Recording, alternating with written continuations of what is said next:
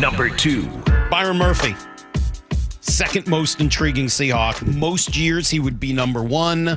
This year is a little bit different, and I'm sure you can figure it out who's going to be number 1 tomorrow. But first round pick, number 16 pick, guy who was the first defensive player off the board. They had their choice of any defensive player in this draft, and they went with him. A year ago, they had their choice of many defensive players on the board, and they went with Witherspoon. When they went with Witherspoon, they passed on Jalen Carter. I wasn't a fan of that decision at the time, and I'm still not sure I'm a fan of that decision as much as I love Spoon and what he does, because I think the importance of a disruptive interior defensive lineman is just more valuable than what a corner, especially a primarily nickel corner, can do for you. That being said, if Byron Murphy turns out to be everything that they want him to be, if he turns out to be the best defensive player in this draft, it'll make up for it, and they'll have nailed this whole thing. Yeah, honestly, I believe that. I'm going to still watch Jalen Carter.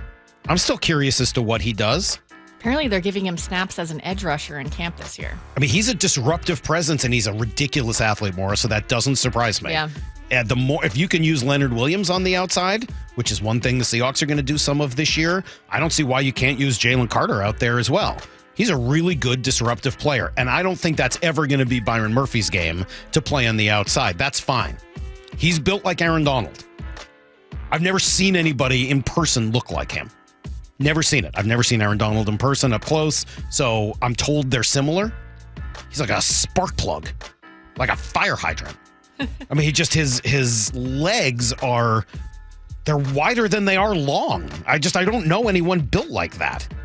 And he's not a tall guy, especially for an NFL, defensive lineman. He's going to have to use the combination of that strength along with his smaller size, height-wise, to get underneath pads and move people. And I think he's totally capable of it. He did it in college. By all accounts, he's had a phenomenal training camp and has done a lot of that at training camp as well. There's going to be a learning curve. But if he can show that he is as good a player, if not a better one, than Jalen Carter, they will have nailed this whole thing. So, yeah, there's a little pressure on him, I think, to show that John Schneider's strategy over the last couple of years pays off and works. Well, and there's one thing that he has that you didn't have with Carter and was a big question with Carter. They have talked about how he showed up and has been just nothing but a professional and does not seem like a rookie. And I think even though Carter maybe didn't succumb to some of those, anything too big with those character issues that we heard about last year, I don't think that we were hearing reports quite like that. Yeah, he's not a captain. Yes. Right? And when Breer was here, he was like, yeah, they think Byron Murphy could be a captain eventually. And so, he is an incredibly intriguing player because of the high upside, because of where he was drafted, because of the guy they didn't draft last year, and because, let's face it, this team has been gashed in the running game for the last 3 seasons. That's what Byron Murphy's here for, to stop being gashed in the running game. Yeah, Jonathan Hankins will have a role in that, and obviously Leonard Williams as well, and Jaron Reed. But we've seen some of those guys or guys like them. Byron Murphy is partly here to stop getting gashed in the running game.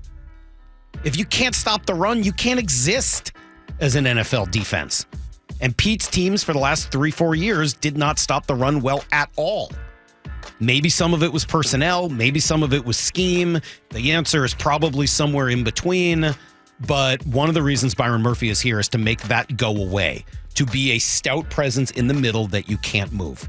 And if he can get to the passer, by the way, he's had a pretty good camp in terms of those one-on-one pass rush drills, all the better to be able to move the pocket and change the quarterback's spot from up the middle. Incredibly valuable in today's game. So I love the pick.